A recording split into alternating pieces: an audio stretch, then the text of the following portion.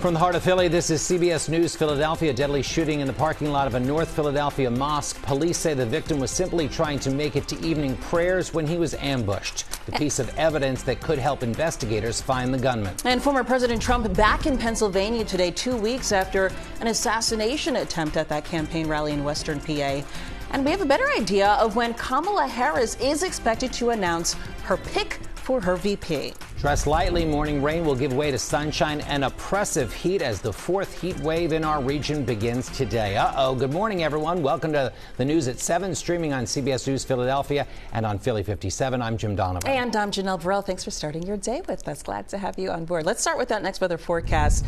Hot, humid, hazy, sticky, muggy, all of that, Kate. All of that combined today. We've got a little bit of everything today except for cool, comfortable weather, right? We're starting the day off with clouds and scattered showers. The sun will then come out. It's hot, it's humid, and then we could see another round of just pop-up afternoon storms. You can see kind of hazy in Atlantic City this morning, but it is brightening up after morning showers have started to lift to the north and east. Here's what it looks like on the satellite and radar right now. Most of the showers that impacted the shore points this morning are moving out. There is another band to watch, though, and it's moving through those westernmost zones, about to clip Lancaster and Berks counties. We still have a couple of sprinkles here over parts of Burlington County and into Ocean County, New Jersey. That's where the steadiest rain is at the moment. But if you're in western Chester County, if you're in Berks County, western Montgomery, you will likely see showers moving in within the hour. And then the sun comes out and it's going to get hot. We're looking at mid-70s outside right now. Down the shore where there's been a little more rain this morning, that's dropped the temperature just slightly, but not for long. We are going to head to 90 degrees in Philadelphia. Still the chance for a shower or two between now and about 10 o'clock. And then the sun is with us through the afternoon. Down the shore, we could see a few spotty storms this afternoon at 83, the Lehigh Valley. Most of the day is dry.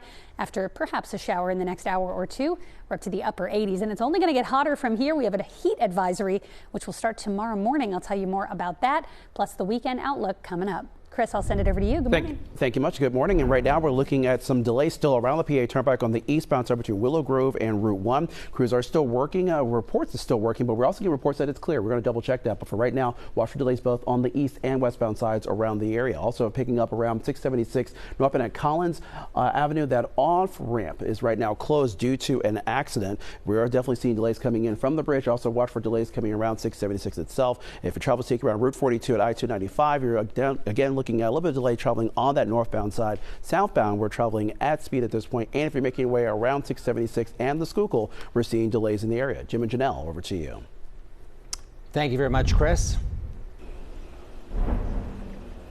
Breaking news out of Overbrook this morning, where police say a 14-year-old girl was shot. The shooting happened around 4:30 this morning on the 1600 block of North 61st Street. Police say someone in the home fired a gun and a bullet traveled through 2 walls and into a bedroom where the girl was struck in the shoulder. Police say there were 12 people in the house when the shooting happened. No word yet on who fired that gun.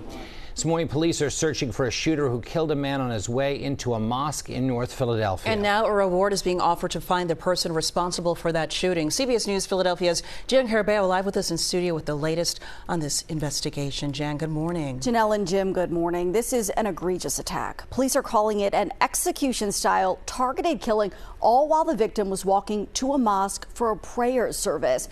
The shooting happened just before 5 o'clock yesterday on the 1500 block of Germantown Avenue in North Philly. That's at the corner of Germantown and Jefferson Street at the Al-Aqsa Islamic Society. Police say a 43-year-old man was walking in the parking lot there with another man when someone ran up behind them and from just a few feet away opened fire. Police say the victim was shot multiple times, including at least once in the head.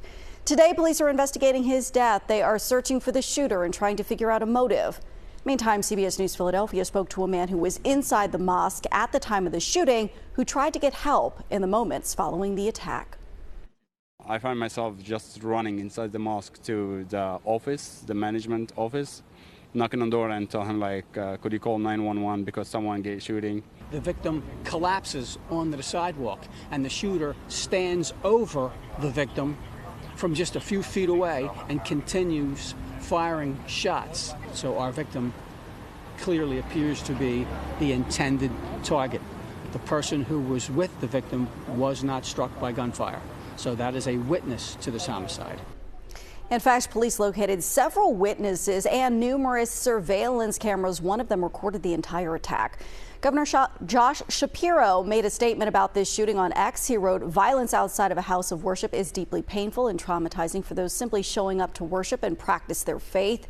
As an investigation into this killing proceeds, I'm praying for Philadelphia's Al-Aqsa Islamic Society community, a place I've been several times, and hoping they find peace in each other and in their faith." Police say the shooter was wearing dark-colored clothing at the time of the attack and then got into a dark-colored sedan. Investigators believe that car had a spare or donut tire on the front passenger side. Now, as with all homicides in the city of Philadelphia, there is now a $20,000 reward for information. You can remain anonymous. Jim. Thank you, Jan, for that update. And now to a major update in the 2011 death of Philadelphia schoolteacher Ellen Greenberg. The Pennsylvania Supreme Court announced it would hear arguments to determine if Greenberg's parents have standing to challenge a ruling on the death certificate. Investigators initially concluded it was a case of murder, but changed the manner of death to suicide. Greenberg had been stabbed some 20 times in the head, neck, and chest. Attorneys for the family have argued she wouldn't have been able to inflict injuries like that on herself. Greenberg's parents have maintained they'll keep fighting, believing their daughter did not die by suicide. What is your reaction today that the Supreme Court has indicated they're going to hear this case? We're very pleased. We couldn't be happier. If we're not going to use the word justice, we're going to use the words undecided or homicide. Because that's what we believe this is, a homicide. Ellen was brutally murdered. No hearing dates have been scheduled yet by the Pennsylvania Supreme Court. 9 men are now under arrest accused of making and selling illegal guns. Montgomery County District Attorney Kevin Steele says the men are from Berks and Montgomery counties. He says they sold ghost guns made with 3D printers, and those guns have been linked to several crimes. Steele wants the state legislature to pass laws calling for stiffer penalties for ghost guns. 7:07 now. Former President Trump will be back in Pennsylvania today for the first time since the assassination attempt on his life back on July 13th. He's holding a rally at the Farm Show complex in Harrisburg. That complex is owned by the state, not the city of Harrisburg, so Secret Service, Pennsylvania State Police, and Capitol Police will be taking the lead on security at the site.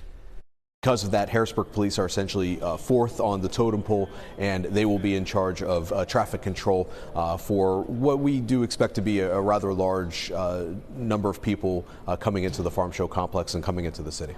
Now, unlike the rally in Butler, this rally is going to be held indoors. The former president scheduled to speak at 6 this evening, and we have a crew that will be at the rally. Meanwhile, today, Vice President Kamala Harris, she'll be speaking at a historically black sorority event in Texas. Harris says she has not made a decision yet about a running mate, but CBS News is reporting that her pick is expected to be announced by Monday, and she'll begin conducting formal interviews this week. The Harris campaign says she will appear alongside her running mate in Philadelphia on Tuesday as part of her battleground tour. And the presidential candidates no doubt will be spending a lot of time here in Pennsylvania leading up to Election Day. We have continuing coverage on TV and online at cbsphiladelphia.com.